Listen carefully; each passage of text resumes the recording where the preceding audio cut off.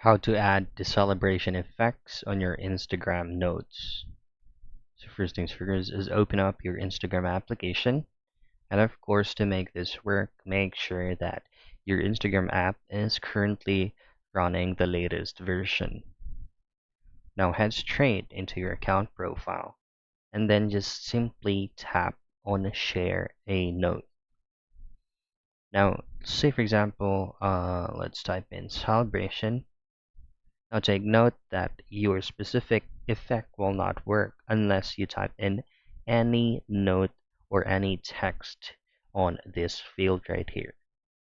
Next thing to do is just to simply tap this emoji icon and then go into search, type in celebration once again, and then just simply choose on a celebration effect that has a pop out balloon or any celebration effects right here.